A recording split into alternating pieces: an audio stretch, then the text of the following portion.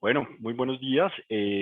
Como tal, quiero recordarle a todos los asistentes que también nos encontramos en Facebook Live, agradecer a todos los que han estado estos 3 días del Congreso y continuaremos con esta segunda sesión del día denominada Nuevos Modelos de Negocio en el sector minero energético. Actualmente vamos a contar con la moderación de la profesora Melba Rocío Pérez, quien es socia fundadora de la empresa de servicios legales Melba Pérez y Asociados, abogada, especialista en Derecho de los Negocios y magíster en Administración de Empresas de la Universidad Externada de Colombia, árbitro de la Cámara de Comercio de Bogotá y asesora de la Dirección de Energía Eléctrica del Ministerio de Minas y Energía colombiano.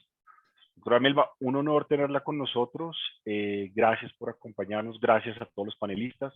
Dentro de la dinámica, a medida que ustedes vayan haciendo, por favor, sus intervenciones, pueden iniciar su cámara.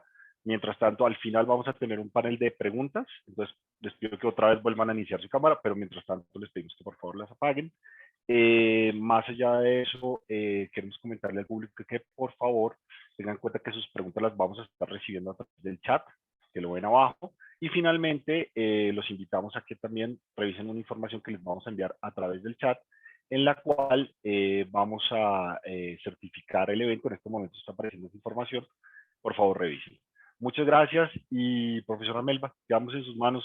Muchas gracias. Muy buenos días. Bueno, muchísimas gracias. Lo primero es que ofrezco excusas por los inconvenientes de tiempo, pero espero no extendernos demasiado, sino cumplir al máximo para que ustedes puedan seguir su agenda como estaba prevista. Bueno, nuevamente, y como decía mi abuelita, buenos días. Hizo Luis la parte de distinguirnos y obviamente aquí pues es la gratitud con la Asociación Iberoamericana de Derecho de la Energía, con el Departamento de Derecho Minero Energético, con la Universidad Externada de Colombia, y esa parte de agradecer nunca la podemos olvidar dentro de todos estos escenarios que hoy en día tenemos. Y quiero hacer una introducción con mucho optimismo, incluso me puse hoy de rosa pensando en estos nuevos modelos de negocio y lo que sucede y cómo la representación de Colombia, que hoy ha tenido tanta dificultad como país, y que estos medios tecnológicos nos permiten conectarnos desde cualquier lugar del mundo e incluso en este panel tener a distinguidos doctores que nos están ofreciendo sus experiencias y sus conocimientos en nuevos modelos de negocio en el sector energético desde distintas latitudes del planeta. En esa medida es importante resaltar algo para introducir en nuevos modelos de negocio en el sector energético. Cuando hablamos de sector energético, acá vamos a tener 3 temas o 3 ejes que vamos a tocar tangencialmente. Minería, obviamente, todo lo que tiene que ver con hidrocarburos y energía eléctrica. De una manera u otra lo vamos a ir tocando en estas situaciones que se nos presentan. Y en ello los invito a observar y a escuchar a nuestros panelistas desde una perspectiva de que estamos en un planeta con una gran riqueza y que esa riqueza se deriva de esos modelos de negocio que han hecho un cambio.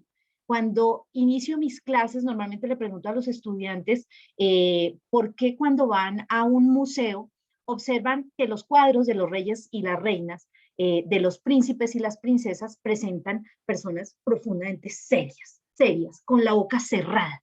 Pues porque hace muchos años seguramente eran muecos. Y en la medida en que eran muecos, no sonreían porque no les interesaba, digamos, una sonrisa en algo que iba a quedar para la historia con una dentadura no acertada. Pues bien, ¿eso qué significa hoy? Que la mayoría de nosotros tenemos la oportunidad ante nuevos modelos de negocios incluso hacernos diseños de sonrisa, cayendo en el mundo de los negocios y presentando a nuestro primer panelista el día de hoy. Recuerdo cuando Internexa, como empresa del grupo ISA en telecomunicaciones hace unos años, era uno de esos grandes hits como modelo de negocios. Y como el doctor Daniel Rincón, que ahora nos va a hablar sobre cables submarinos interoceánicos, hace unos años nuestro gran dolor de cabeza era que por alguna razón se rompiera ese cable submarino interoceánico entre Estados Unidos y Colombia para el sector de las telecomunicaciones. Y cómo efectivamente pasó hace 15 años. No solamente se rompió una parte del cable interoceánico, sino que el cable de respaldo también se rompió, paradójicamente. Y ahí recordábamos el tema de cables interoceánicos hace 15 años. Y hoy ese modelo de las telecomunicaciones ha tenido un avance gigante. En el mundo de los cables interoceánicos, el doctor Daniel Rincón hoy además nos dice, mire, hay algo en nuevos negocios que se llama la minería de fondos marinos. Y en ello, sin extenderme más, pues entro a presentar a el doctor Daniel Rincón, quien se desempeña como asesor jurídico senior en el grupo DEM en Bélgica, está en Bélgica en este momento y desde allí nos apoya en el Departamento de Derecho Minero Energético como autor en temas específicos, no solamente del departamento, sino de la misma Universidad Externado de Colombia. El doctor Rincón trabajó para el grupo Schroeder, para ENESA en Bruselas, Bélgica, también en Deloitte, acá en Colombia, y es abogado de la Universidad del Rosario con especialización en Derecho Corporativo de esa misma universidad y una maestría en Derecho Energético y Ambiental también en Bélgica. Desde ese país, doctor Daniel Rincón, bienvenido a este panel y adelante con lo que hoy nos quiere compartir. Doctora Melba, muchísimas gracias. Espero que me oigan bien, Luis. Doctora Melba, si no, les pido me interrumpan. Y Fuerte lo y primero es claro. que, bueno, muchas gracias. Voy a intentar sonreír, doctora Melba, por si nos toman fotos. Después no vayan a pensar que estábamos muy serios o que estábamos muecos.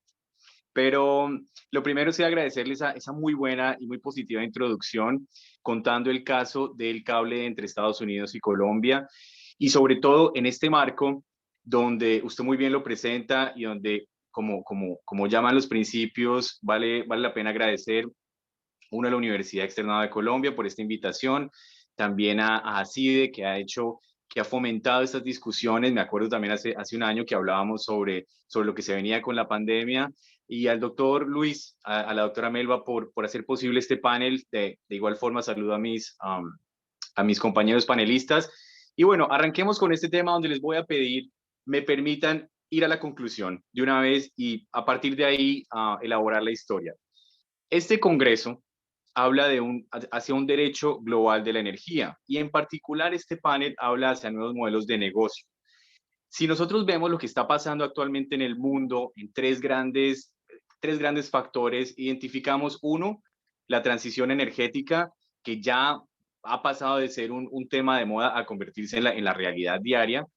Lo segundo es, como lo mencionaba el doctor Ibarra en el panel precedente, una transformación digital, lo que implica que todo está adquiriendo de manera vertiginosa un tono digital, y sobre todo nos expone a los riesgos que el doctor Ibarra nos ilustraba en términos de seguridad cibernética. Y tercero, que lo identifico desde acá personalmente y con los planes que en el verano se esperan lanzar, todo el plan de recuperación, económica luego de la pandemia, para de nuevo darle un impulso a la economía para que coja forma. Entonces, con estos tres elementos, con estas tres circunstancias, uno se da cuenta que el sector energético empieza a adquirir mucha más fuerza, sobre todo bajo la premisa del Acuerdo de París del 2015, diciéndonos en ese triángulo de siempre del derecho a la energía, oigan, no solamente háganlo asequible a las personas, no solamente garanticen la seguridad del suministro de energía, pero háganlo sostenible. Y en esos términos, si pensamos en las actividades que ya se desarrollan, pero aquellas otras que van a desarrollarse, nos damos cuenta que este sector energético, estas actividades van a empezar a luchar no solamente desde el punto de vista regulatorio, sino desde el punto de vista físico, geográfico, por hacerse un espacio para que se puedan llevar a cabo. Lo hemos visto ya con el tendido de cables en tierra, lo hemos visto ya con la obtención de permisos para poder adquirir una concesión minera, para poder llevar a cabo las concesiones también en materia de petróleos. Pero ahora quiero que los asistentes y todos quienes concurremos a este panel vinemos hacia el mar. El mar y sus océanos representan 70% de nuestro planeta.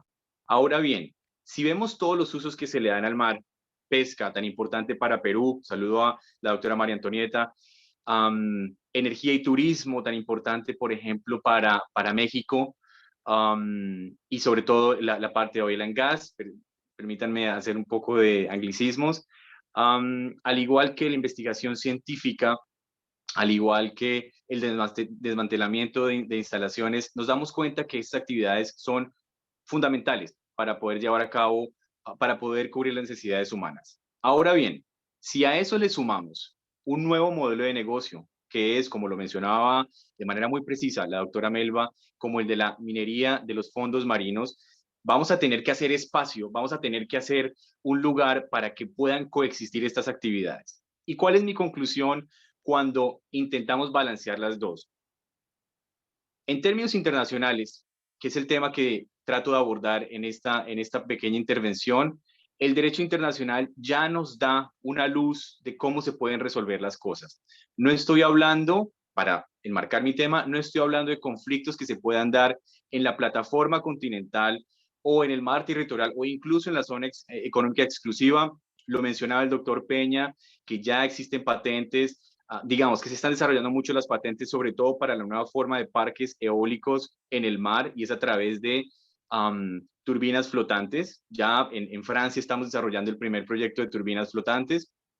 Pero entonces, no estamos hablando de esos conflictos que se dan bajo jurisdicción nacional, sino aquellos que se dan en aguas internacionales. ¿Cómo resolver el hecho de que se están tendiendo cables interoceánicos, como lo mencionaban, entre, por ejemplo, Hawái y la Polinesia Francesa, con el hecho de que en la misma área también se están dando concesiones mineras para la exploración de los recursos que allí yacen y que contienen los minerales fundamentales para la transición energética? ¿Cómo resolver este problema? Pues bien, lo primero es el régimen jurídico que allí aplica es la Convención del Mar, CONVEMAR, adoptada en 1982, que después traería algunos problemas, sobre todo en esta parte 11, que es la que regula los temas de minería de los fondos marinos, que finalmente fue adoptada en el 94. Esta Convención del Mar nos habla de un principio del cual tanto los jueces del Tribunal del Mar como las partes han podido sacar soluciones de este principio, que es el principio del debido respeto. Si ustedes ven el artículo 87 de la Convención del Mar, allí se establecen las libertades de alta mar. ¿Qué se puede hacer en alta mar? Y una de ellas es el tendido de cables. Por otra parte, la parte 11 está dedicada exclusivamente a la minería de alta profundidad o minería de fondos marinos. Tanto en las libertades de alta mar como en el régimen de fondos marinos aplica el principio del debido respeto. ¿Y qué es el debido respeto? No lo sabemos bien. Si leemos simplemente la Convención del Mar, no lo sabemos bien porque simplemente nos dice que tenemos que observar el debido respeto. Pero ¿cuál es el contenido de eso? En el 2015, luego de un conflicto entre el Reino Unido y la isla de Mauricio, que queda al lado de África, bajito de Tanzania, los jueces, la Cámara Permanente de Arbitraje, nos dice, vea, el principio del debido respeto es, primero, que sea recíproco, es decir, las dos actividades que pueden estar en conflicto deben observar, están llamadas a observarlo. Segundo, debe ser eficiente, es decir, cuando yo voy a notificarle, cuando yo voy a comunicarle a otra parte interesada que voy a llevar actividades a cabo que pueden interferir con su actividad, debo hacerlo de manera temprana y debo hacerlo con la debida diligencia, que es el otro componente de ese principio. Nos dicen entonces que debe ser eficiente con la debida oportunidad y sobre todo reconocer y entender que las dos actividades deben coexistir. Ninguna puede prevaler sobre la otra y es en el 2015 un fallo importante en el caso Chagos que nos da estas luces. Desde el punto de vista de la industria del tendido de cables frente a la industria de la minería de alta profundidad, ¿qué es lo que hemos hecho? En el 2010 se identifica esta problemática por dos cables. Un cable que es más o menos de una extensión de 13.000 kilómetros, hagan de cuenta para quienes están en Bogotá, un cable tendido desde Bogotá hasta Moscú, donde se identifica que existe un área que se le otorgó en su momento a la República de Corea. Recuerden también que la minería de fondos marinos, quienes están llamados a ejercer esta minería son o las compañías patrocinadas por estados parte de la Convención del Mar los estados parte también como segundo, o también la empresa, se llama así en la Convemar, se le ha otorgado a la República de Corea. ¿Qué vamos a hacer en ese caso? ¿Cuál va a prevalecer? El área de exploración, que aún ellos todavía no han hecho muchos trabajos de prospección o de estudios, o el derecho que tienen los operadores y dueños de esos cables, y es que estamos hablando de compañías grandes. Es Facebook, es Google, es Netflix, los que están interesados en que, en que esos cables puedan ser tendidos. Es Zoom, que nos permite hacer este congreso el día de hoy, pero que también tiene interés en que pasen esas comunicaciones. ¿Por qué? Está mucho más desarrollado en el artículo que hemos preparado para este seminario, pero la razón es muy sencilla. 95, 98% de las comunicaciones internacionales pasan por cable. Los satélites es una comunicación residual, Estamos hablando del 5%. De manera que, como lo decía muy bien la doctora Melba, si algo le pasa a esos cables, pasó, lo mencionó el doctor Ibarra, con un terremoto como una causa natural que puede llevar a distintas disrupciones en el tema de infraestructura energética. Pasó en el 2006 con Taiwán, debido a un terremoto, se dañaron los cables y Taiwán estuvo desconectada del mundo por algunas semanas, lo cual es terrible. Entonces, cuando surgen esos problemas, cuando se identifican en el 2010, las dos industrias empiezan a hablar con distintas bases jurídicas.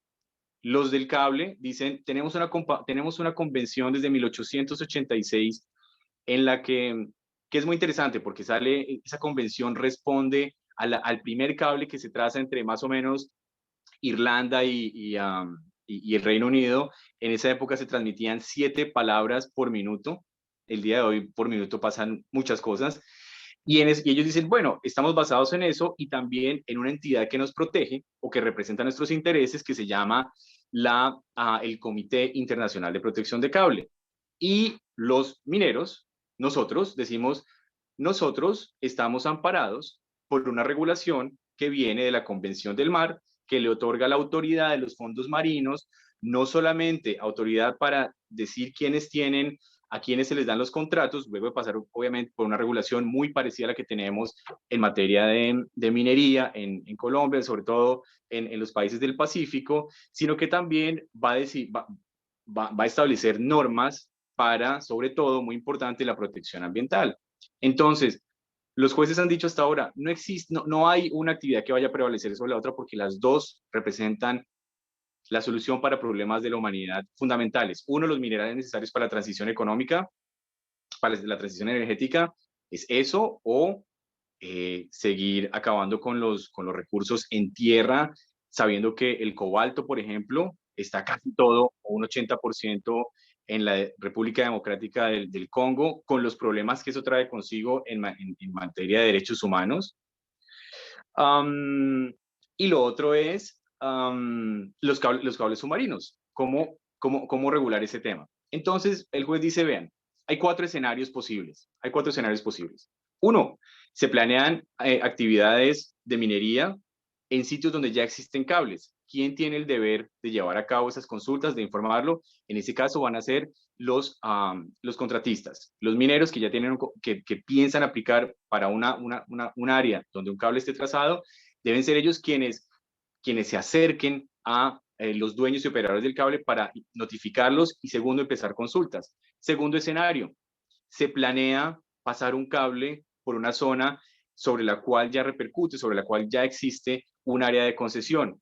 Es en ese caso en el que las partes, los cables, los operadores y los dueños tienen que acercarse al contratista para hacerlo. En los 2 escenarios que he planteado, los estados, porque esto es derecho internacional, los estados a los cuales pertenecen tanto el operador o dueño del cable como el contratista, deben adoptar legislación doméstica, interna, para asegurar que esas consultas se llevan a cabo. O si no, estarían incumpliendo sus deberes a la luz de la Convención del Mar. Vienen otros escenarios donde no existen todavía planes identificables, no existen todavía rutas que se hayan descrito, muchas veces por razones secretas, porque algunos de estos cables tienen intereses militares, entonces no conocemos los planes para el tendido de los mismos. en cuyo caso se le llama a las dos partes a mantener, a tener un ojo, a seguir los desarrollos en materia de aplicación para planes de trabajo, para la obtención de un contrato de exploración, así como la comunicación constante con los operadores y dueños de cable. El tribunal también dijo, y lo dijo en el 2018, hay partes de los jueces del Tribunal Internacional del Mar, dicen, vean, lo dicen en el 2018 en Bangkok, que es el segundo taller Doctor que se Daniel, hace. ya nos queda un minutico, por favor. Con este término. Dicen, ustedes también arreglen entre ustedes, encuentren arreglos prácticos donde desde el punto de vista técnico se haga una cartografía de cómo está el fondo del mar y ustedes sepan por dónde pasa cada cosa. Con eso termino. Volquemos nuestra mirada también al mar. Hemos estado un poco centrados en la tierra, pero es allí donde muchas actividades van a confluir y examinemos si a nivel de cada país, de los países que hoy participan, la legislación y la regulación prevé ya soluciones para ese tipo de conflictos. Con eso termino. Muchísimas gracias. Adelante, doctora Mel. Muchísimas gracias, doctor Daniel. Definitivamente esto engoma, y lo más triste es que son solo 10 minutos para algo en lo que podríamos extendernos por horas. Y obviamente no queriendo extenderme mucho en la presentación y dejando esta parte de nuevos negocios y en los modelos y en lo que tiene que ver con estos cables submarinos, con la minería, pues doy paso a algo que también es absolutamente apasionante, y es los nuevos modelos de negocio en el sector eléctrico, todo lo que corresponde a las redes inteligentes. En ese sentido, tener a Eric Vargas mostrando la transformación la introducción de las redes inteligentes en el sistema electrónico peruano hacia un nuevo paradigma, pues me invita también a compartirles a algunos desde nuestro país, desde Colombia, cómo nosotros venimos con el decreto 099 del 2021 en el Ministerio de Minas y Energía, y concretamente en la resolución 40094 también de este 2021, involucrando algo en el modelo de nuevos negocios en Colombia, y es que siempre hemos hablado del sistema interconectado nacional, y en los negocios del sector eléctrico a ese sistema interconectado nacional le hemos dado una gran preponderancia y una gran importancia.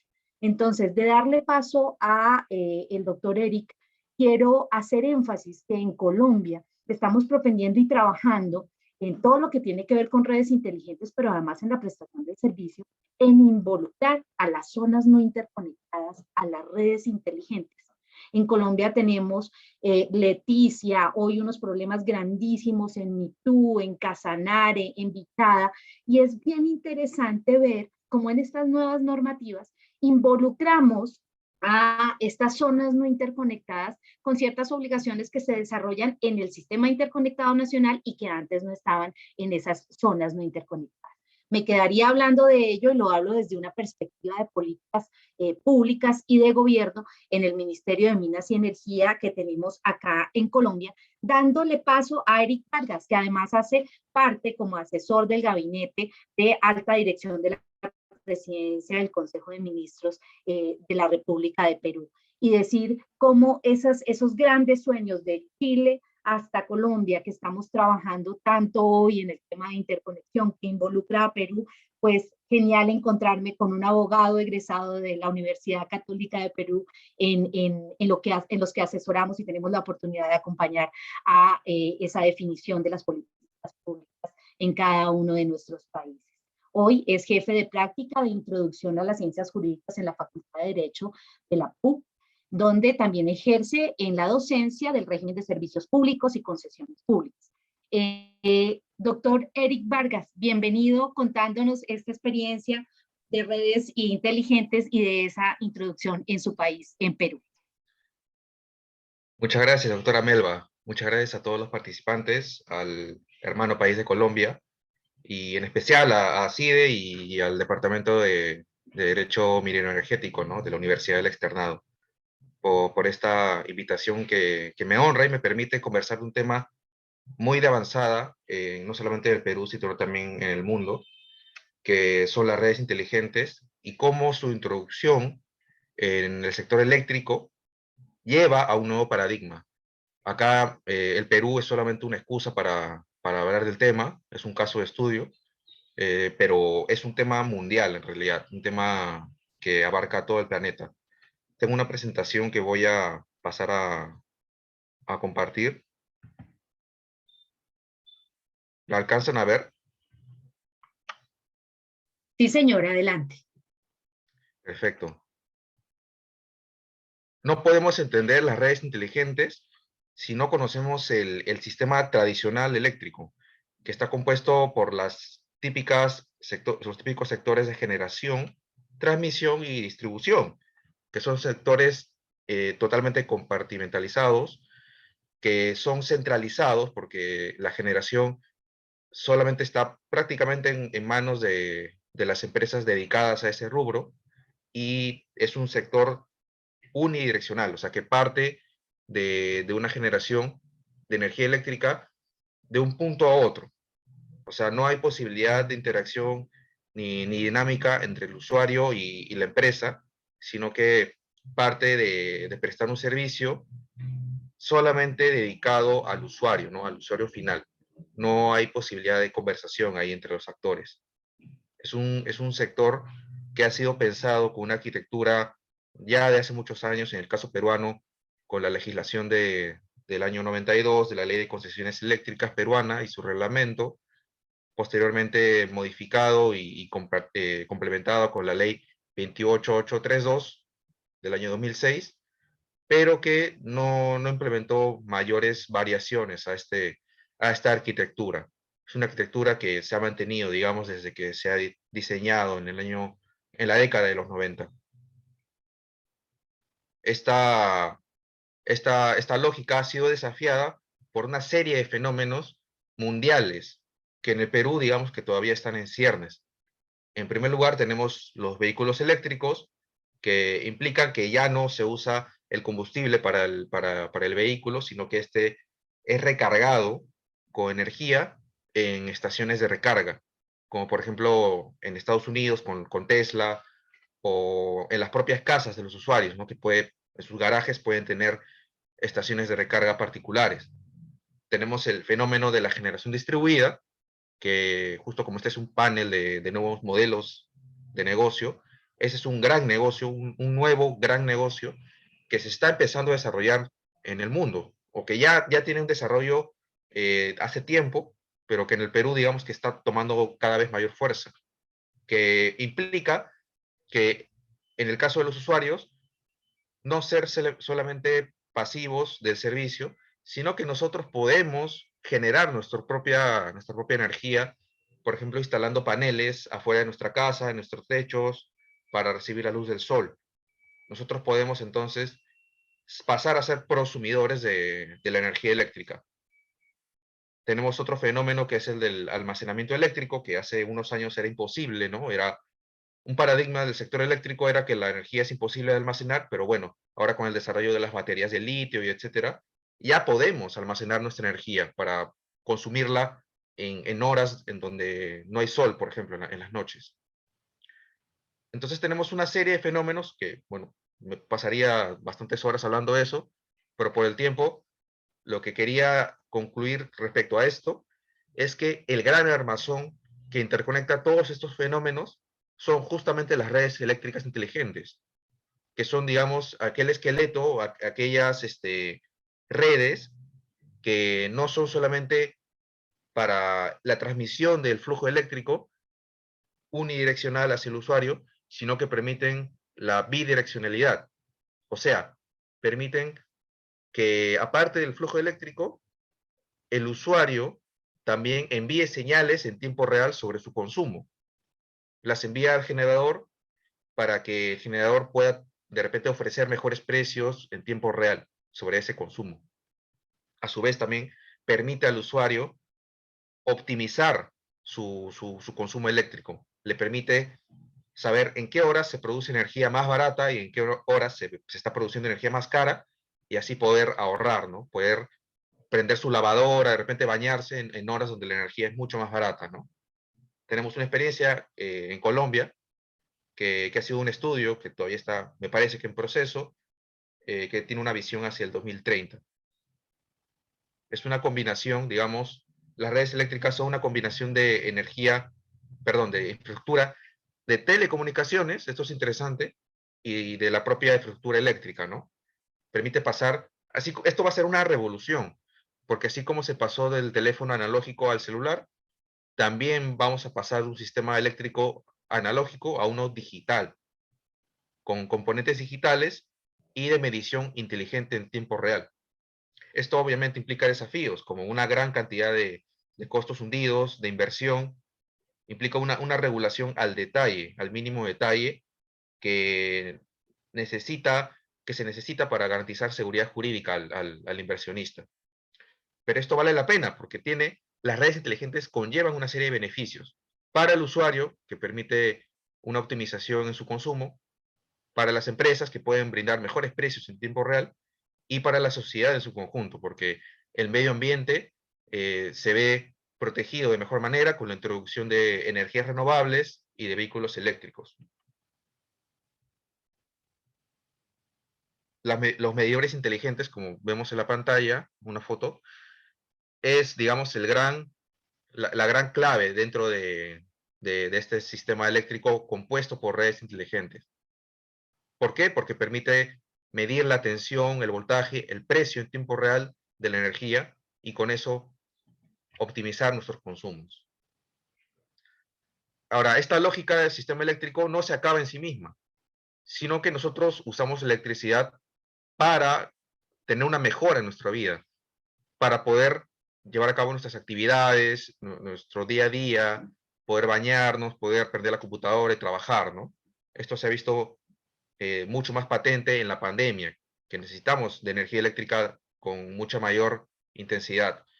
Entonces, esta lógica de cambio a las redes inteligentes va a permitir un fin mayor, que es pasar a ciudades inteligentes, pasar a ciudades que tengan telemedicina, teleeducación y edificios inteligentes, ¿no? Con lo cual las personas van a tener una mejor calidad de vida. Ahora bien, estamos en un panel de derecho, ¿no? Que si bien las redes inteligentes nacen por la tecnología, el derecho tiene que intervenir de alguna manera. ¿Y esto para qué? Como les decía, para garantizar la seguridad jurídica de las inversiones, básicamente, y sobre cómo asignar las ganancias y cómo garantizar el retorno de la inversión de las empresas que invierten en estas redes. En el caso peruano, todavía, según un estudio que ha hecho la Comisión Multisectorial de Reforma, todavía estamos en una etapa muy inicial de la regulación de estas redes, casi inexistente. Por no decir que físicamente tampoco tenemos redes inteligentes, más que un par de proyectos piloto que ha hecho el sector privado, en Lima sobre todo. En Perú tenemos dos antecedentes básicamente de regulación, un proyecto de ley del 2010 que no fue aprobado, y la política energética, que sí es una norma vigente, con horizonte al 2040, que prevé como lineamiento de política que se consiga la automatización de la oferta y la demanda a través de sistemas tecnológicos inteligentes. Digamos que esa es la base para poder regular esta materia, que por el momento no ha tenido mayor profundización. Y es por eso que yo propongo, en primer lugar, 4 fases en la evolución de las redes inteligentes en el Perú, y bueno, puede ser una experiencia que se pueda tomar en el mundo, ¿no? En Colombia incluso. Yo no he estudiado a tan detalle la realidad colombiana, pero partiendo de la realidad peruana, de repente se puede pensar en un esquema global, ¿no? En primer lugar, necesariamente hay que adecuar la normativa, no solamente la eléctrica, sino también la de telecomunicaciones y la urbanística para el tema de los edificios inteligentes. Adecuarla para prever las redes inteligentes y el retorno de las inversiones sobre ellas. Luego, en segundo lugar, hay que fomentar las inversiones en redes inteligentes. Hay que implementar todos los mecanismos necesarios, como las asociaciones público-privadas y la entrega de subsidios, para que las empresas, los usuarios, los consumidores que requieran invertir en estas redes puedan llevarlas a cabo con apoyo del Estado. En tercer lugar, hay que aprovechar lo que ya existe. Actualmente ya tenemos tecnología de generación distribuida, sobre todo en los sistemas aislados en el Perú. Eso se puede aprovechar y se puede integrar a estas redes inteligentes conjuntamente con el alumbrado público inteligente, con luces LED, que es de más fácil instalación que, por ejemplo, poner medidores en cada extremo de la red, ¿no? que sí demanda mucha mayor inversión. Y finalmente, el paso final de esta evolución sería la transformación total de las ciudades, pasando a ser ciudades inteligentes en un marco de Global Energy Interconnection, como se le conoce en literatura, que va de la mano con lo que decía la doctora Belva, de pasar a países totalmente interconectados, ¿no? Con un sistema único interconectado. Y ya como el tiempo me gana, rápido voy a comentarles sobre el primer punto de la reforma legislativa que se necesita, específicamente qué aspectos se tendría que cambiar a grandes rasgos. En primer lugar, habría que modificar todo el esquema de títulos habilitantes para prestar los servicios eléctricos, para prever las redes inteligentes y también las vías de reconocimiento tarifario. Podemos usar para eso, en el Perú se ha creado una figura del PITEC, que es un cargo de innovación tecnológica para los distribuidores, para que implementen, digamos, para que modernicen sus redes. Eso se puede plasmar también a los transmisores y, digamos, garantizar con ello un primer paso para el reconocimiento de estas redes. En tercer lugar, habría que modificar el procedimiento técnico 20 del COES, el coordinador peruano, y otras normas como la norma técnica de coordinación, para permitir el intercambio, no solamente la integración de redes en el sistema, sino el intercambio de información y datos con los usuarios. Finalmente, como esta es una lógica multisectorial, hay que acomodar el esquema de títulos habilitantes de la ley de telecomunicaciones. Eso es muy importante, porque eso va a permitir que otras empresas, como las eléctricas o como los propios usuarios, transmitan señales en tiempo real, señales digitales en tiempo real sobre sus consumos, sobre información eléctrica y de los precios eléctricos en tiempo real. Y ya para concluir, esta lógica del sistema de redes inteligentes es todo un desafío técnico y regulatorio para los países y sobre todo para el Perú, que todavía está, digamos, en pañales respecto del tema. Es por eso que yo he propuesto estas 4 fases de evolución, estos 4 hitos de reforma, que lo dejo a consideración de la bibliografía, de la literatura, para que sea motivo de discusión, ¿no? Muchas gracias nuevamente a la organización y a los panelistas. Muy, muy agradecido. Quedo a disposición. Muchísimas gracias, doctor Eric Vargas, y realmente este es uno de los temas absolutamente apasionantes en el sector eléctrico y quisiéramos en el sector eléctrico que tuviéramos realmente unos grandes desarrollos en los modelos de negocio frente a este tipo de redes. Pues seguimos en este panel de nuevos modelos de negocios y ahora nos vamos con un ingeniero. Y este ingeniero, al igual que muchos abogados mencionados por acá, es realmente un doctor, realizó un doctorado en alianzas estratégicas en el sector energético y además un MBA en gas y petróleo de la Universidad de Dundee y es ingeniero civil de la Universidad Iberoamericana. Pero hoy además se desempeña como director internacional de desarrollo de negocios y alianzas estratégicas de Codisol Group y Senior Advisor de la firma Canales Autos. El ingeniero Joaquín Figueroa Gallardo, quien sigue en nuestra presentación, tiene un reto muy interesante y es que minería, cables interoceánicos, con el doctor Eric más adelante, entonces vemos todo lo que tiene que ver con energía eléctrica y ahora nos vamos un poco a todo lo que tiene que ver con el petróleo y el gas. Y en el petróleo y el gas, como en estos nuevos modelos de negocios, y lo mencionábamos cuando estábamos preparando para ustedes este panel, como el cambio a que hoy Estados Unidos ya es el mayor productor de petróleo en el mundo, genera desde los modelos de negocio una cantidad de situaciones cambiantes Y en esas situaciones cambiantes, además lo mencionaba el doctor Eric, aquí la movilidad eléctrica empieza a generar unos hitos diferentes y en la movilidad eléctrica Elon Musk no necesariamente está ganando con cambiar ese generador de movimiento o ese combustible en los vehículos, sino que tiene otros modelos de negocio que le permiten ser absolutamente exitoso en el mundo.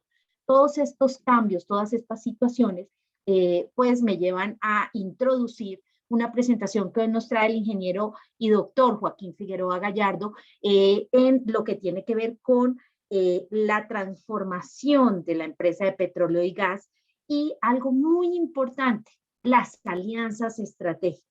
Las alianzas estratégicas y esas uniones que se generan estratégicamente frente a lo que llamamos la transición energética. Adelante, ingeniero Figueroa, en su presentación y bienvenido. Pues muchas gracias. Muchas gracias. Antes que nada, quiero empezar por agradecer a la Universidad de Externado y a CIDE por esta invitación, en especial al doctor Moreno y al doctor Bustos, y a usted, doctora Melba, por esta introducción, y a mis colegas panelistas que pues, han hecho una muy buena presentación de algunos temas muy interesantes. Me voy a permitir compartir una presentación. Les agradecería si me pudieran decir cuando ya esté visiblemente. Sí, señor.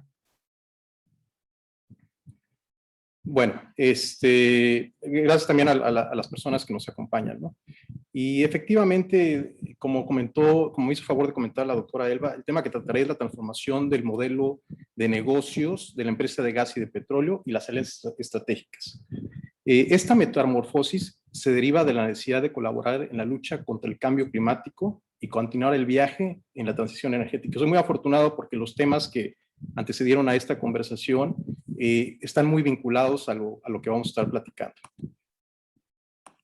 En específico, me gustaría abordar un poquito una pequeña introducción, luego determinar algunos conceptos que quisiera acotar para fines de esta presentación. De ahí, seguirnos con un análisis del entorno y la transformación del modelo de negocios en las compañías de petróleo y gas, para continuar con las alianzas estratégicas, puntualizar los retos que se están presentando tanto para la empresa de petróleo y gas como para alcanzar esas metas que estamos buscando como a nivel global, y cerraremos con unas ideas finales en forma de conclusiones. Bueno, pues indiscutiblemente, como lo han mencionado Daniel y Eric, el centro de atención es el combate al cambio climático, ya independientemente de lo que piense uno, es un viaje en el que hay que montarse, ¿no? Y está muy definida la meta, que es alcanzar 0 emisiones netas para el 2050, y sabemos la meta, pero el cómo lo vamos a hacer y la complejidad para poderlo lograr, ese es el gran desafío.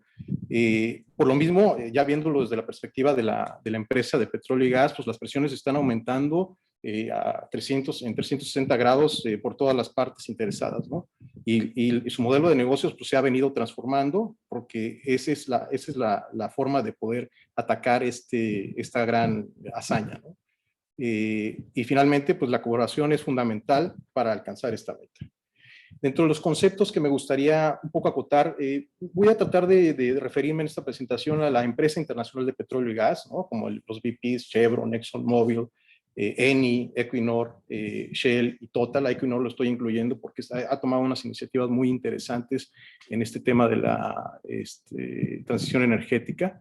Y también puntualizar un poco en el significado de los modelos de negocios como un sistema interdependiente de actividades que va más allá de las fronteras de la compañía y de la industria, y sirve para capturar oportunidades de mercado y crear valor, y lo voy a poner entre comillas, para todas las partes interesadas, ¿no? Otra parte que me gustaría también que tuviéramos en mente durante esta presentación es la importancia que tiene la energía en el tema de las emisiones de dióxido de carbono, que estamos hablando del 73.2%.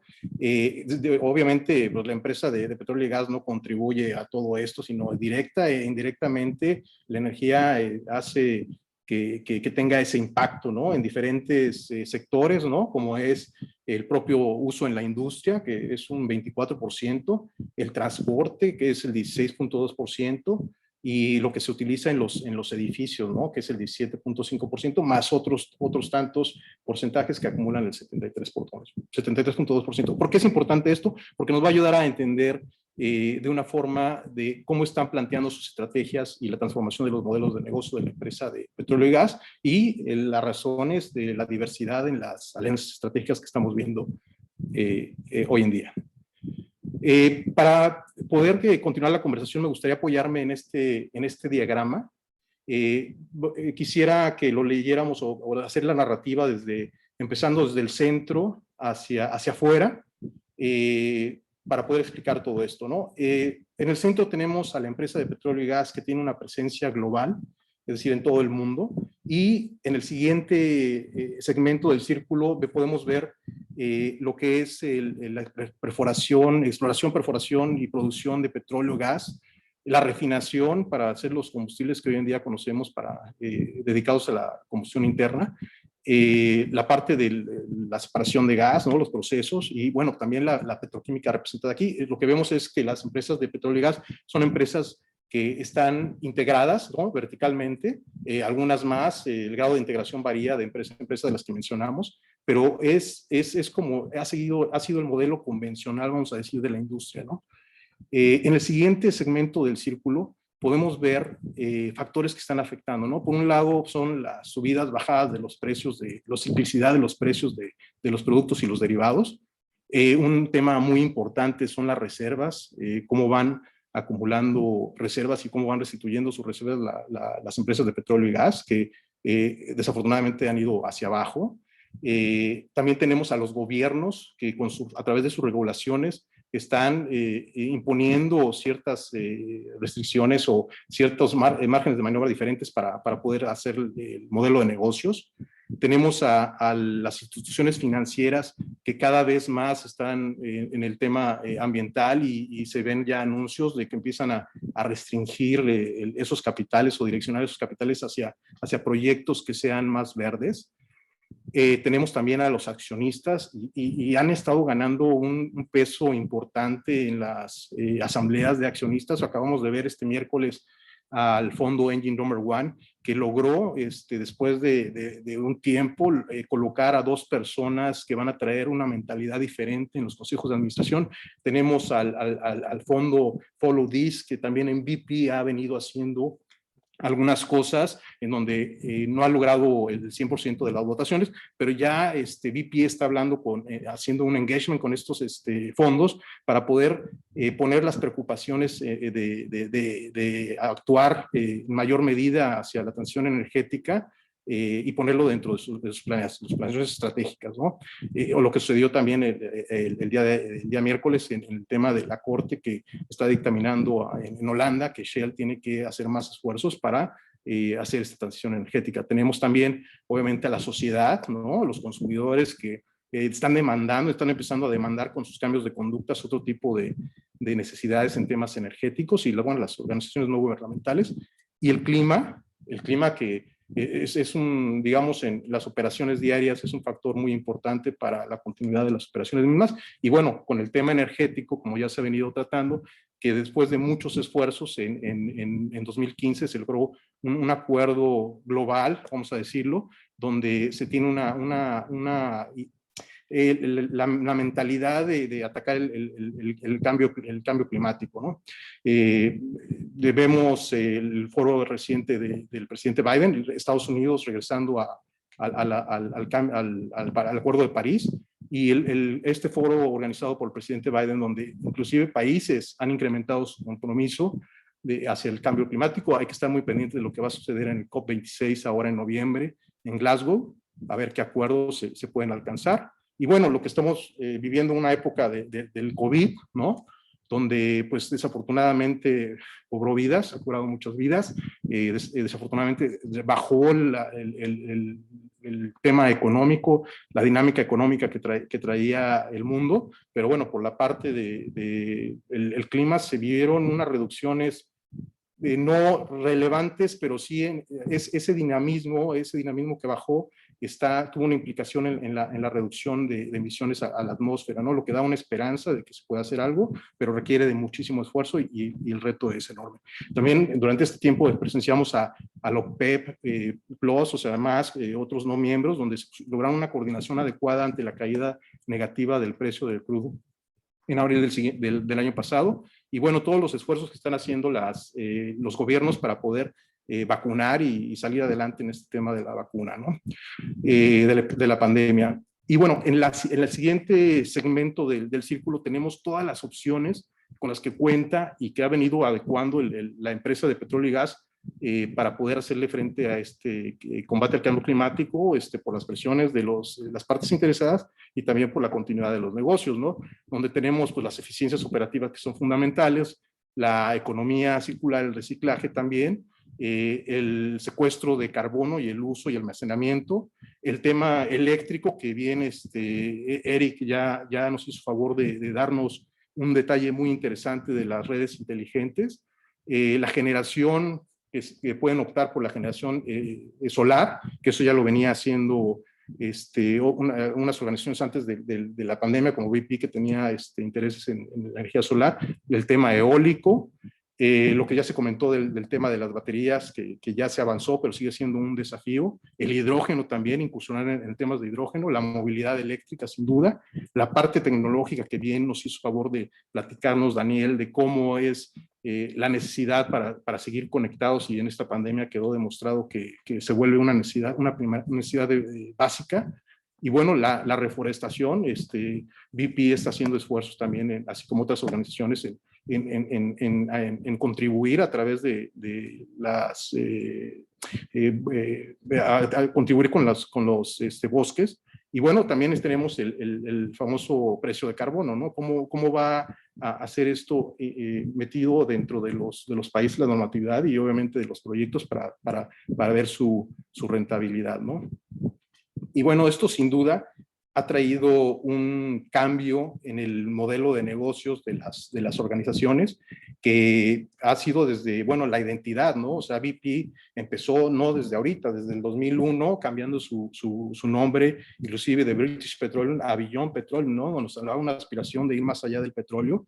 Más adelante lo cambió hasta llegar a BP simplemente, y además escrito en minúsculas, ¿no? Un detalle muy interesante, ¿no? O tenemos a Statoil, antes Equinor ahora, donde también para poder separar el scope, el alcance de lo que está buscando hacia una empresa amplia de energía, también hizo un cambio de nombre, ¿no? Y empezaron a hacer justamente en este año algunas cosas muy interesantes, porque salieron unas declaratorias de todo lo que estaba pasando al interior de las, digamos, reestructuración de la planeación estratégica dentro de estas organizaciones. Por ejemplo, BP lanzó el Reimagining Energy, reimaginando la energía, en donde tiene dos puntos principales, ¿no?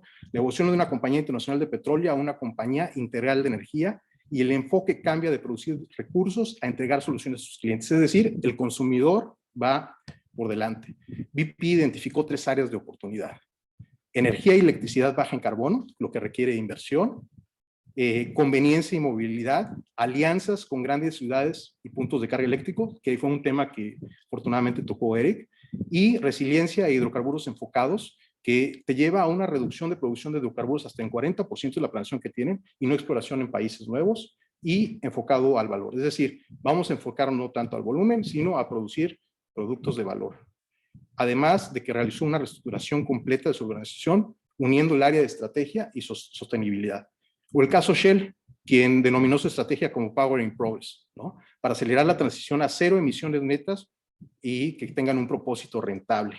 La estrategia está sostenida en los valores de integridad y respeto por las personas, y el enfoque, por supuesto, a la seguridad, y tiene, digamos, 4 puntos principales, ¿no? La generación de valor para el accionista, por supuesto, alcanzar 0 emisiones netas, el respeto por la naturaleza y energizar la vida. O sea, el meterse también con el ciudadano, con la población, ¿no? Con esto, pues Shell busca ayudar a los gobiernos, a la sociedad a cumplir sus metas de sostenibilidad. Y además, algo que creo que es muy honesto en ese sentido, reconocer por parte de Shell que para poder lograr su ambición de convertirse en un negocio de cero emisiones netas para 2050, la planeación estratégica que tiene el plan de negocios no los va a llevar donde tienen que estar, o va a ser un proceso de continuo cambio o escuchando a las partes interesadas. Entonces, para poder lograr estas metas tan ambiciosas, pues lo que se requiere es ayuda, ¿no? Y esta ayuda, pues vamos a decir que viene a través de alianzas estratégicas, unas alianzas estratégicas que si recordarán la distribución de la aportación de las emisiones de dióxido de carbono por sectores, pues estamos viendo nuevos actores dentro de las alianzas estratégicas, nuevos proyectos a lo largo de la cadena de suministro y entre diversas industrias, ¿no? Transversales como es el materia de este panel, ¿no? Unos ejemplos que creo que son ilustrativos, ¿no? Para ver la versatilidad de estas alianzas estratégicas y cómo se vincula con lo que estaba platicando Daniel, con lo que estaba platicando Eric en el tema de tecnología, en el tema de electricidad. Tenemos el proyecto Northern Lights, que su propósito es capturar y almacenar carbono en el fondo del Mar del Norte, en la parte de Noruega, ¿no? Es definitivamente secuestro de carbono, la categoría de este proyecto, donde aliados está Equinor, Shell, Total, son, digamos, actores comunes, ¿no? Que se han unido en tema de la industria de petróleo y gas para disminuir los riesgos, hacerle frente a la intensidad de capital que se tiene en estos proyectos, pero además se suma CHP y Norsen, que es una empresa en el tema de la industria de cemento. Tenemos también el Hywind Tampen, que es un proyecto eólico flotante costa afuera para energizar los campos de petróleo Colfax y Snor. Y aquí hay unas sinergias, ¿no? O sea, unas licencias de petróleo y gas donde se está haciendo una sinergia con un proyecto renovable. Tenemos el de BPDD, que es construir infraestructura de carga eléctrica en China. Es un tema de movilidad eléctrica que ya también estaba platicando Eric. Tenemos el Shell Starship, que es para un proyecto actual, todavía trabajando en el tema de la combustión interna para hacerlo más eficiente. Ojo, aquí hay que también reconocer que el tema de oil and gas no se va a ir de la noche a la mañana, o sea, y va a coexistir por mucho tiempo, ¿no? Entonces, se sigue buscando eficiencia en el tema de transporte. También tenemos el de BP Qantas, reducir emisiones de carbón en el sector aéreo, también transporte, ¿no? Otro que acaba de anunciar BP es con Cemex para decarbonizar la industria del cemento, ¿no? Donde veíamos que, bueno, es un proyecto que va a ayudar a esas industrias donde va a ser más fácil decarbonizar por la cantidad de energía y calor que se requiere en sus procesos, ¿no? Tenemos otro proyecto como el Total, otra alianza como Total High Circle, que es estaciones de hidrógeno para taxis en París y expansión. O sea, lo que hizo Total fue comprar una participación dentro de la compañía High Circle.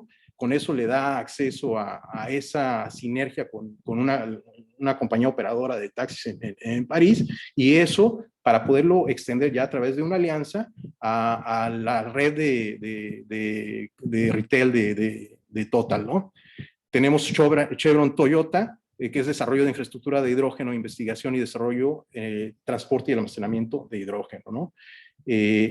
O el otro proyecto que es como el Greater Changhua, que es básicamente es un Corporate Power Purchase Agreement para comprar toda la electricidad del proyecto eólico para la manufactura de la compañía tailandesa TSMC. Eso lo haciendo Ørsted, que es el que está desarrollando el proyecto eólico, y TSMC Manufactura Tecnología, es el principal, es el proveedor del chip ahora reciente de lanzamiento M1 de la compañía Apple, ¿no? Entonces, como estamos viendo, es una versatilidad y es una, digamos, está entrando la empresa de gas y petróleo a negocios donde no eran convencionalmente su materia. Ya esto ya lo vienen haciendo desde antes, pero sin duda la pandemia y la velocidad de atender el cambio climático está acelerando todo este tipo de transacciones en forma de alianzas estratégicas, ¿no? ¿Cuáles son los retos? Bueno, definitivamente esta transición energética se tiene que refinanciar desde el punto de vista de la compañía de petróleo y gas, y se tiene que hacer pues, a través de las reservas, ¿no? Lo que sí ha sucedido en los últimos años es que las reservas han venido cayendo al interior de las organizaciones, y bueno, la búsqueda de nuevas reservas pues, es importante para poder, como lo comenté, satisfacer las necesidades energéticas, pero además con el dilema o con el reto de reducir al mismo tiempo las emisiones de carbono, ¿no? La medición del desempeño y de los logros también va a ser un reto. Ya más compañías están adecuando la configuración de sus reportes en el tema ambiental, introduciendo el ESG. Y bueno, uno que es sin duda fundamental es que la alineación, el consenso y la coordinación entre las partes interesadas va a ser fundamental, ¿no? Y eso se escribe fácil, pero ese yo creo que es el mayor reto, la de la complejidad y cómo interactúan sectores, industrias y empresas. En conclusión, el reto es enorme para combatir el cambio climático. Se estima que todo lo que pasó y restó un paro en la reducción de la dinámica económica de los países el año pasado con la pandemia va a tener un impacto de una reducción del 5% de las emisiones. Imagínense todo lo que nos costó todo lo que pasamos durante esa pandemia para solo poder obtener el 5%. Esto nos habla de la cantidad de esfuerzos conjuntos que se tienen que hacer para poder lograr la meta, ¿no? El modelo de negocios de la empresa de petróleo y gas se está y continuará transformándose. O sea, ya lo vimos, ¿no? O sea, todavía no terminan de definir sus metas, ya lanzaron sus metas cuando ya las partes interesadas están presionando para que haya algo más que hacer, ¿no? Que se incremente la intensidad de esas acciones. La medición del desempeño y logros es un desafío, definitivamente. La colaboración, coordinación, alineación entre las partes interesadas es fundamental. Y creo que me gustaría cerrar con esta última frase, ¿no? La meta se logra cuando todos los actores se suman en la misma dirección. En esta temática, en este, digamos, desafío, no hay éxito individual. El éxito se alcanza cuando todos están trabajando de manera conjunta. Y bueno, me gustaría dar otra vez las gracias a la Universidad de Externado, a CIDE y a la doctora Melba por esta moderación y a mis compañeros, colegas en este panel, por la participación y a todas las personas que nos están con nosotros. Muchas gracias. Doctor Joaquín, muchísimas gracias. Usted en esa última diapositiva recoge hábilmente en sus conclusiones lo que en este panel se sugiere tener en cuenta, desde el cambio climático y todo lo que ahí vamos, digamos, desarrollando en esta transformación que no es solamente necesaria, sino que es obligatoria. Se transforma el sector minero, se transforma el sector de hidrocarburos, se transforma el sector de energía eléctrica. En Colombia, y para los que no son de nuestro país, estamos viviendo una oportunidad muy bonita en lo que corresponde a la transformación energética. Y en ello, pues enlazo esta excelente presentación del ingeniero Joaquín y llego al ingeniero Elkin Eduardo Ramírez Prieto, quien es ingeniero industrial con experiencia en el sector de energía eléctrica en áreas de dirección, planeación estratégica, regulación y coordinación de proyectos. ¿Qué es importante desde nuestra perspectiva introduciendo a el ingeniero Elkin? Ver cómo las fuentes de generación de energía y con esto que tiene que ver con el cambio climático y toda la transformación son muy importantes. Entonces, esa generación y el cambio y los nuevos modelos de negocio. Pasemos además por un tema que se ha mencionado en este panel y ya en esta intervención de cierre me parece súper importante resaltar, y es que la transmisión y la distribución pues tienen unas obligaciones específicas para llegar a estos usuarios finales. Y con esto le doy paso, ingeniero Elkin. Usted hoy nos trae algo que es bien importante y es las oportunidades y retos de la actividad de comercialización de energía eléctrica en el marco de la transformación energética. Entonces tenemos nuevas fuentes de generación, tenemos unos retos muy importantes en la transmisión y distribución y aquí usted viene a mencionarlos todo lo de la comercialización. Y termino esta introducción hablando de alguien que es absolutamente importante en el modelo de negocio. Y ese alguien es en la transformación que estamos teniendo, no solamente el que gana dinero como empresario o el que construye un nuevo modelo, sino ese alguien es el usuario del servicio de energía. no solamente de la energía eléctrica, sino en general el usuario de la energía. Empezaba diciendo la riqueza que hoy tenemos frente a los profesionales que pueden de una manera u otra desempeñarse arreglando nuestra sonrisa. Y obviamente aquí lo que digo es la oportunidad bonita de esos retos en la comercialización de energía de cara a esa personita importante, ese usuario de la energía. Adelante, ingeniero Elkin, y muchísimas gracias. Doctora Melba, muchas gracias por esa introducción.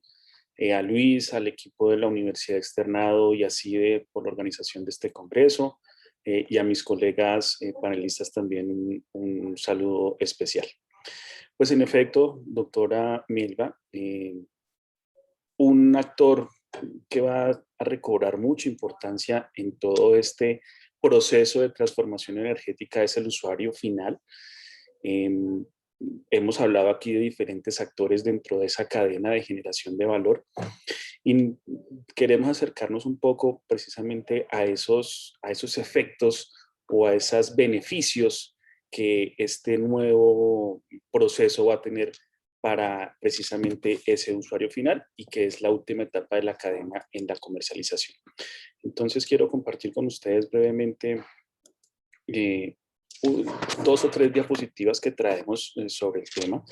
Lo primero mencionar es que cuando uno hace una revisión de ese marco normativo de las leyes que en este momento nos están llevando a ese proceso de transformación energética, en particular en el sector eléctrico y muy asociado a la actividad de comercialización, lo que uno encuentra es que hay 2 grandes apuestas o 2 grandes puntos de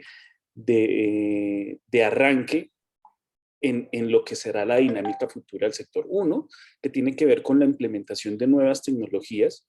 Esto básicamente pasa por todo un despliegue de lo que va a ser la infraestructura de medición avanzada. Ya mis colegas anteriores han mencionado el tema de los medidores inteligentes, lo que nosotros conocemos ahora como AMI, o esa infraestructura de medición avanzada o inteligente, que seguramente va a asentar el camino o nos va a llevar a poder hablar ahora de un esquema de tarifas horarias en tiempo real y sobre ese ejercicio montar los nuevos modelos de negocio de la actividad de comercialización de energía.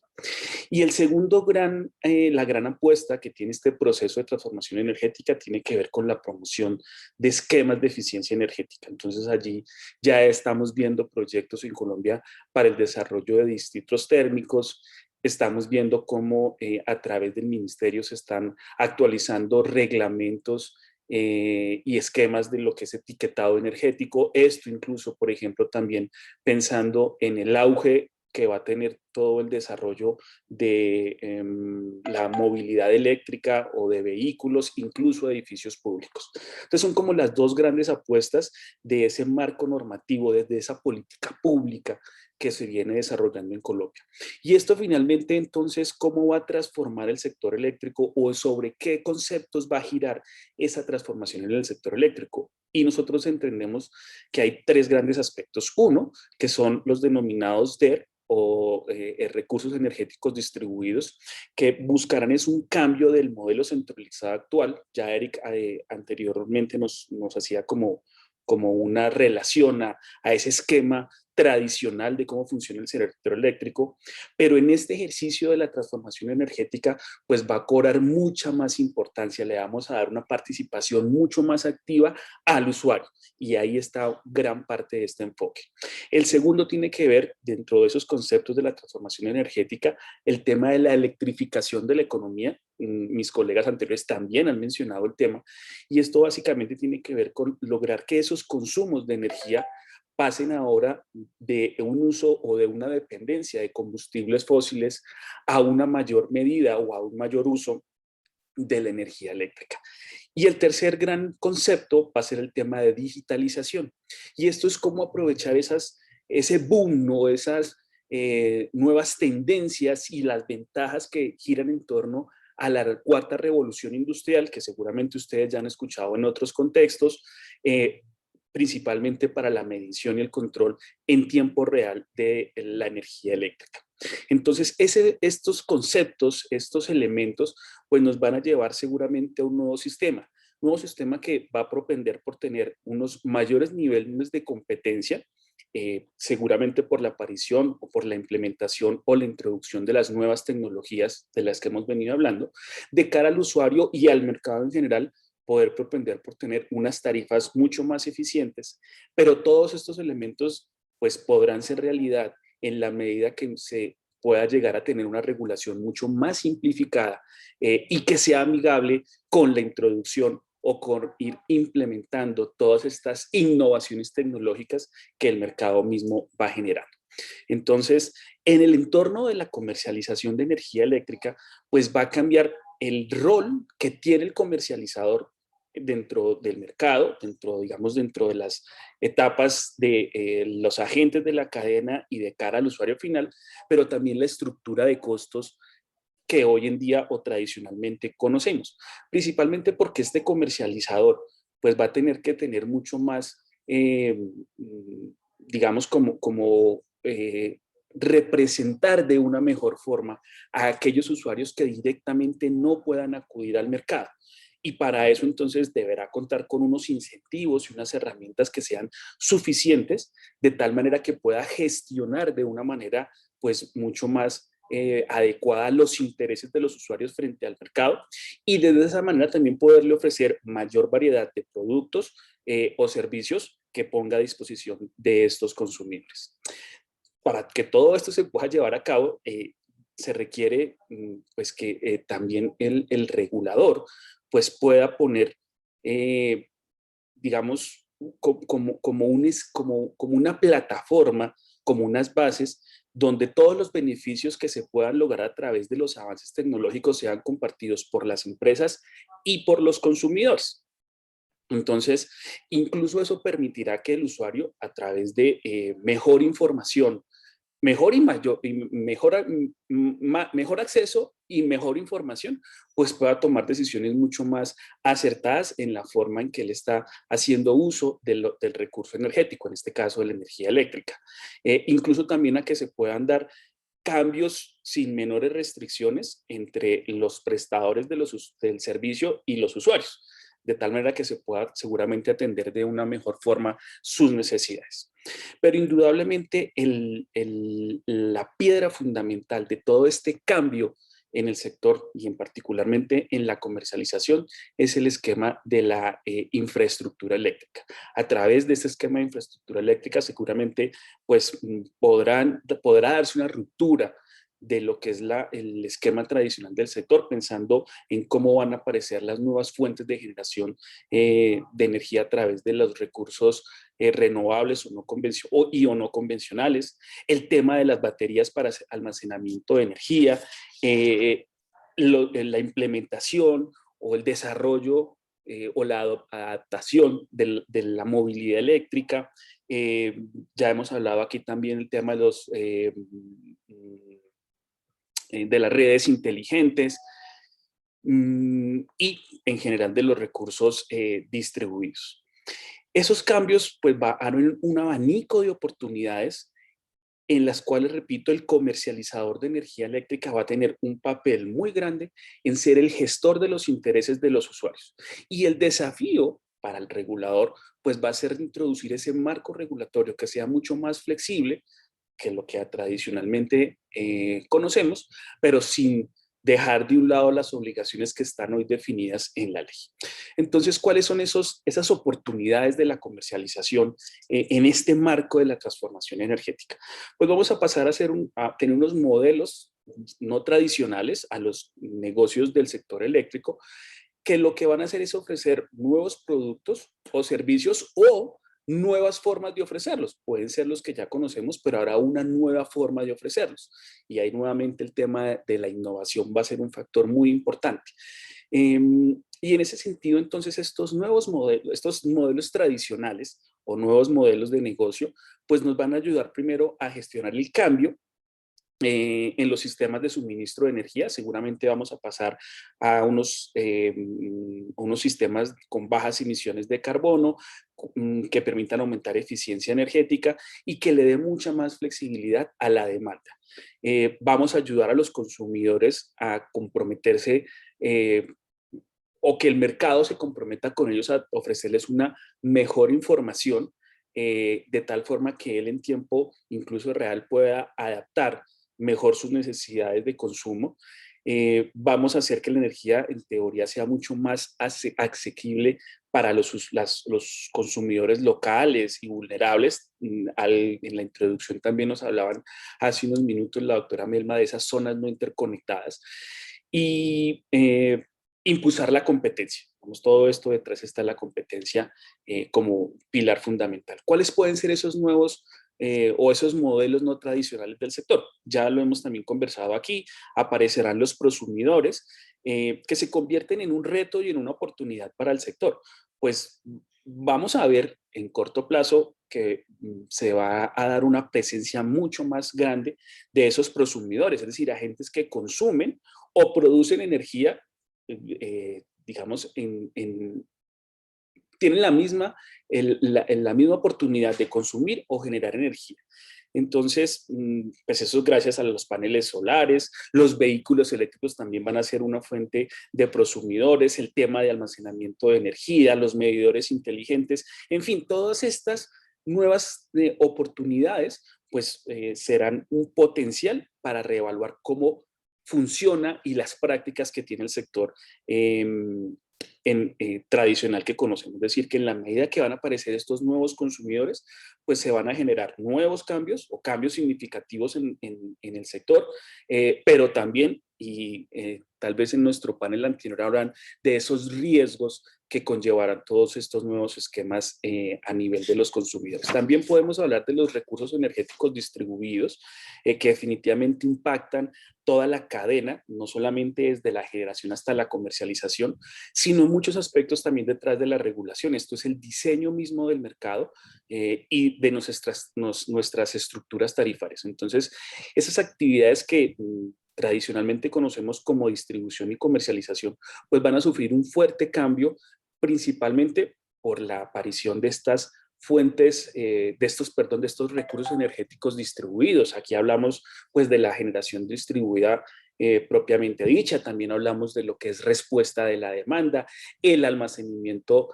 distribuido y bueno, pues todas esas oportunidades de negocio que van a girar alrededor de estos. Esa revolución energética implica que el comercializador pasa a tener un papel mucho más activo dentro del sector, porque va a tener la posibilidad de generar su propia energía e incluso, en algunos casos, hasta tomar decisiones de poderse desconectar a la red.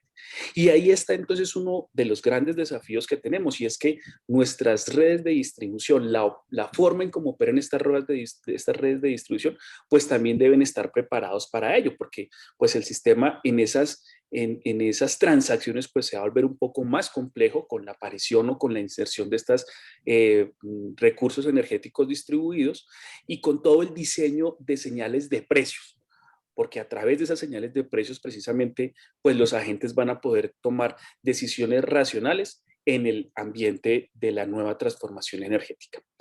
Otro de esos modelos de negocio o esas oportunidades que van a aparecer seguramente tienen que ver con esas plataformas tecnológicas que van a permitir la comercialización de nuevos productos o, repito, una nueva forma de comercializar los actuales. Por ahí hablan o se dice, hay material bibliográfico de lecturas en las cuales dicen que pues se está pensando o hablan de la uberización del suministro de energía eléctrica o, digamos, el Airbnb de los electrones. Y todo esto a través de estas plataformas que lo que muestran es cómo se pueden compartir recursos energéticos entre diferentes puntas y se da un intercambio energético entre los consumidores. Se hablan entonces que estas plataformas pues hablan de mercados P2P que sean completos, es decir, donde el diseño de mercado permite que dos pares negocien energía en forma directa, sin ninguna supervisión centralizada. Allí cada agente lo que hace es compartir información de su energía y una señal de precio al cual está dispuesto a intercambiar con otro agente particular en el mercado.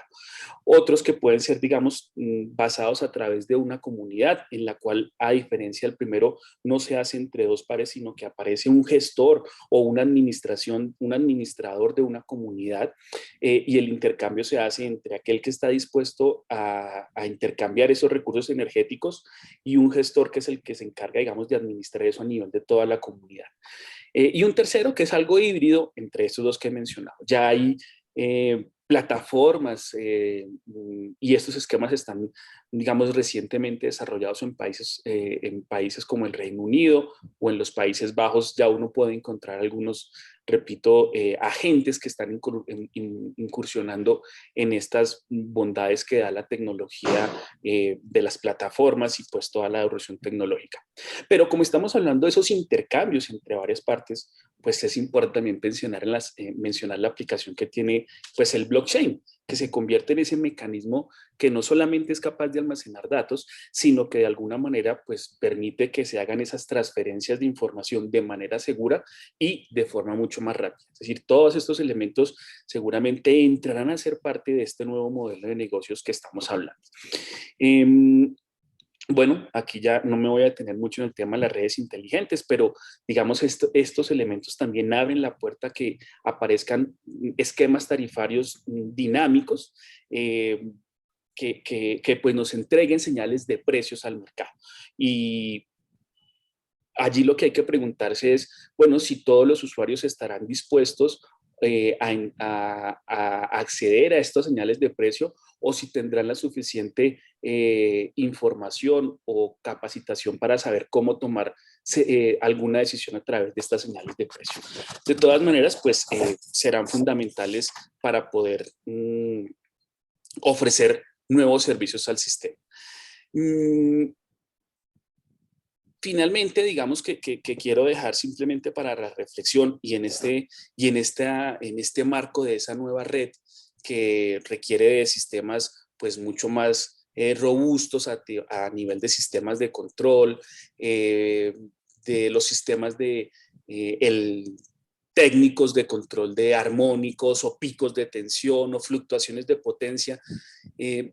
Más allá de eso, simplemente dejar, digamos, dos aspectos muy importantes para reflexionar.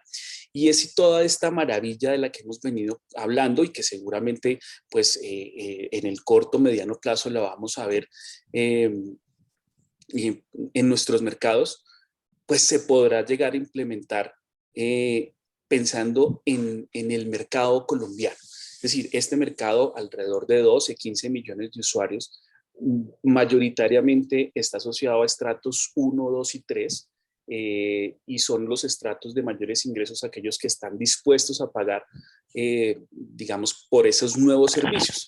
Entonces sí tendremos que llegar a pensar, ¿aló? Sí tendremos que llegar a pensar en ese tema de vulnerabilidad social y cómo estos usuarios de menores ingresos pues podrán acceder a tener esa información y si realmente a partir de todas estas aplicaciones que se dan, pues van a disfrutar o van a poder acceder, no acceder, como a materializar todos esos beneficios de los que hemos estado mencionando. Indudablemente para eso, pues es importante hablar de lo que es el prestador de última instancia, seguramente de cuál es el impacto que el desarrollo de estos nuevos modelos de negocio y pensando sobre todo en que pues va a haber dinámica entre los usuarios que entren y salgan o se desconecten de la red, cómo va a impactar esto a nivel de las tarifas para los usuarios que se queden o que seguramente no vayan a tener o que no estén interesados en esas ventajas que se ofrecen a través de las tecnologías que hemos mencionado en este momento.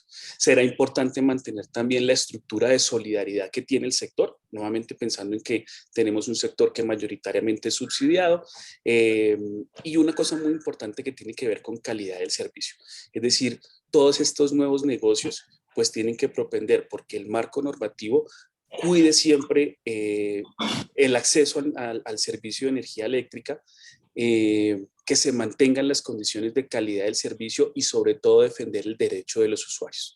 Y con eso, pues, creo que estuve dentro de los tiempos requeridos, doctora Melba, y quedaría atento, pues, a cualquier comentario, inquietud que se pueda plantear. Muchas gracias.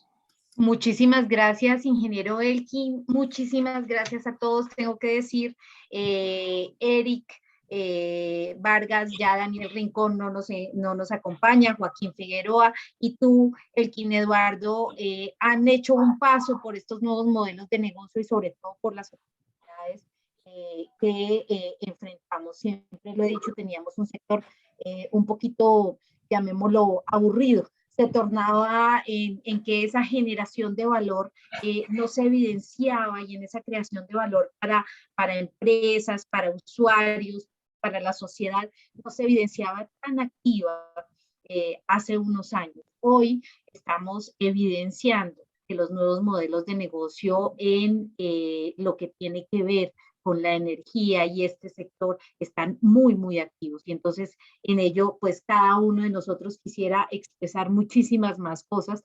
y para eso pues están estos escenarios tan interesantes como el del Congreso de la Asociación Iberoamericana de Derecho de la Energía. Yo cierro, estaba, digamos, respondiendo por ahí una última inquietud que se hizo respecto de los usuarios y de la generación de energía y la comercialización. A quienes están preguntando, para menores de 5 megas, pues tenemos esa resolución 030. Para mayores de 5 megas, pues nos mantenemos con la CREC 106 de 2006. Y ahí encuentran ustedes normatividad técnica específica y aplicable.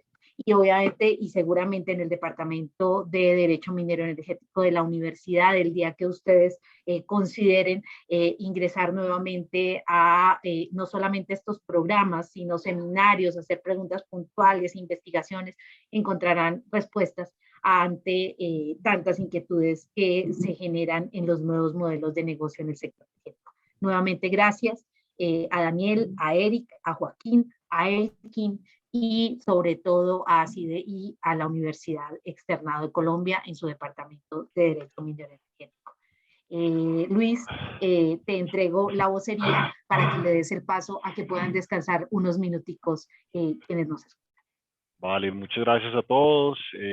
Muy amable la doctora Melba por su gran invitación. A cada uno de los participantes de este panel les agradecemos un montón.